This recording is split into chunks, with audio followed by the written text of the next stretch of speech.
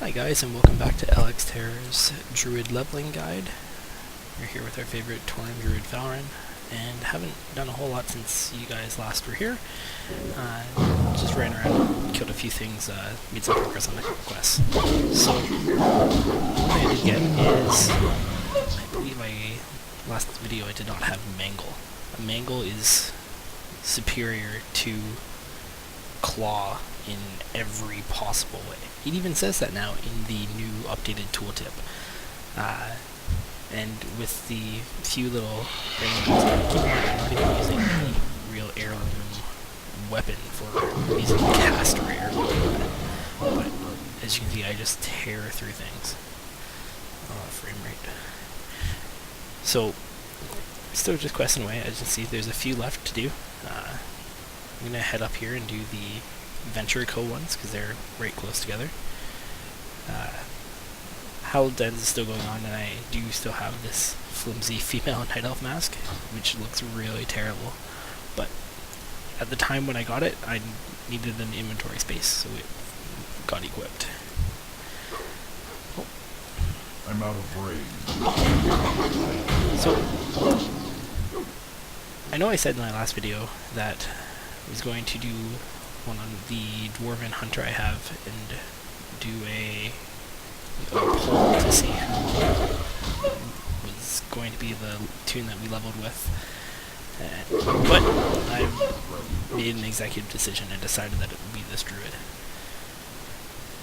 The reason being, when Cataclysm comes out, I'm going to release a Worgen series centering around the new Worgen starting zone and leveling a Worgen tune, class to be determined. So leave your comment in this video or closer to the time. I'll post the question again, but your vote for which class Tauren I should, or which class Worgen I should level in Cataclysm to run through all the new Cataclysm content. So we have Rake and Ferocious Bite as well, but at this level things die so fast that there is almost no point to even using them. Just mash Mangle until things are dead. Once you get into starting running instances and some elites and stuff like that, you may find it's worthwhile to start using those abilities. Mangle does increase the effectiveness of all bleed damage, so they work well together. But if I use the 35 energy to put Rake on this guy, it ticks once before he dies. So I would much rather just hit him for half his health instead of having a bleed tick every 3 seconds, which will only go off once before he's dead. So this quest is just a straight up kill quest, and as you saw in my previous videos, I am all about the kill quest. Fast, if you have resources at your disposal, you don't even need to stop to loot things, and they're not having to worry about inventory space for carrying around quest items, and it's just so much faster.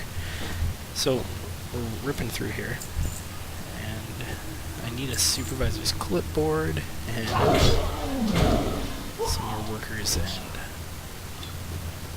just other non-named supervisors. So now, as you see, like with this heirloom gear that I'm wearing, these guys are no issue whatsoever. We just killed 3 yellow mobs, and my health bar barely moved. I think I maybe got to 95%. I usually use the actual health numbers and percentages, just because we get to see how much health you have left. A lot of my tunes are healers, so I like seeing when I'm going to heal, because you can see in the spell it heals for 40, and the person's only down 30 life. You can wait a little bit before you cast it, that kind of thing. almost done. This whole nameplate being on for quest-related mobs is fantastic. It will really speed things up for you if you're looking for a mob that you think you need, you're not sure. You just wait until you see one with a red name above its head, and that's the one you want to go kill. And here's the name supervisor. Well, didn't really know he was here, but... So, yeah, I'm kind of being careless right now. Normally, if you weren't all decked out in heirloom gear, you would not want to just run in and pull 3 plus the named. That would be hazardous to your health. And you'd likely be using prowl and yeah, trying to sneak around a bit more. Inventory. See? Inventory full. As soon as I... So what I'm doing here is I'm looking through my inventory to find something that's worth the least amount. You know, it's only a few copper, but I'd rather have that copper than be without it. So those quests are done. Wants me to head to... See, there's not a whole lot going on. So I'm going to head back and turn in these quests at town.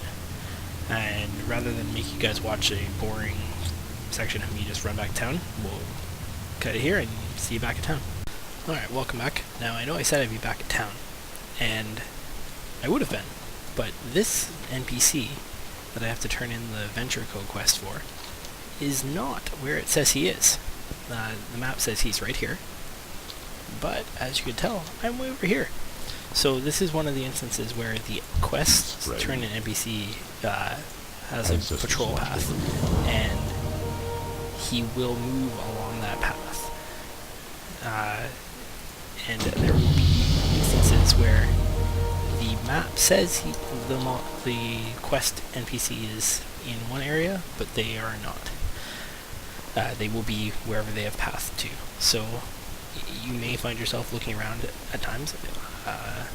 Most of the NPCs, thankfully, are stationary, but sometimes you're going to have to go chase them down. So keep that in mind if you ever are standing where you're meant to turn in a quest and there's no one there.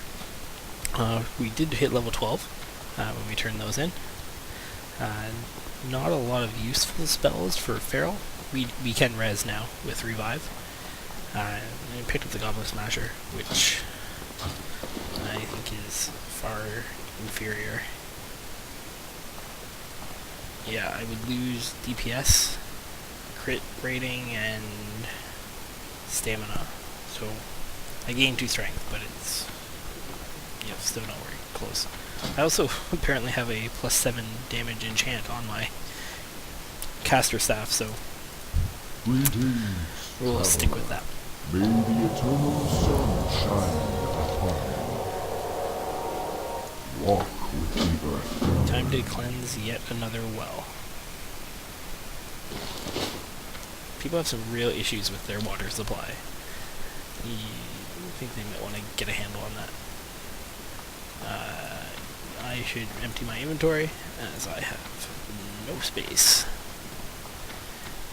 Now, there are spells I could train right now, but you know, I have very little money, and none of the spells are important. What brings you We here? won't train. This is the add-on that I was looking for in my first video. It sells all of your gray items, or anything else that you tell it to sell automatically, which is fantastic for this kind of thing. Oh, 5 silver, that's great. Hey, I think that's actually 1 higher than what I'm wearing. Yep. So we'll equip that. I know you're all thinking 1 armor, really. Is that so important? Likely not, but I did it anyways. So we'll keep those things. I think I have enough money that I don't need to sell the linen. Hopefully I'll be able to auction house that malachite for a bit of extra cash. Maybe not.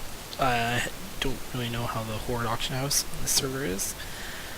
The Alliance side one I know is, you know, quite good for selling the low-level crafting stuff, because everyone wants to power through their professions, and these things that we get while leveling it just off junk often will sell for upwards of a gold, which at level 80 is nothing, but at this level, if you're starting out new, is huge.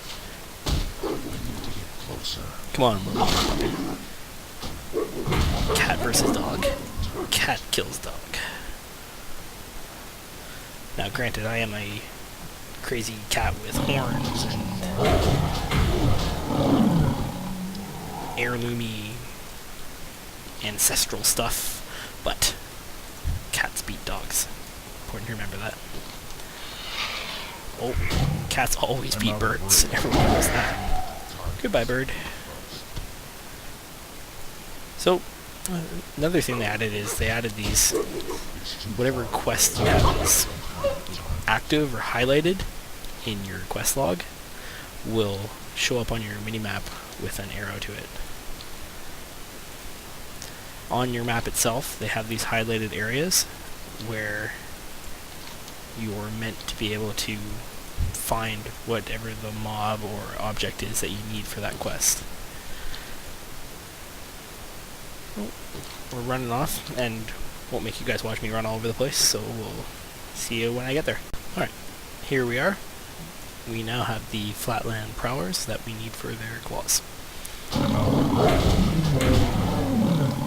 These guys are, I guess the next tier of cougars, and they still drop in seconds. Now, I know a lot of you are like, wow, will this work if I don't have heirloom items? How am I going to do these quests when I have, I can't just two-shot all of those. And the general principle is that you want to go as quickly as you can with it, as little downtime as possible.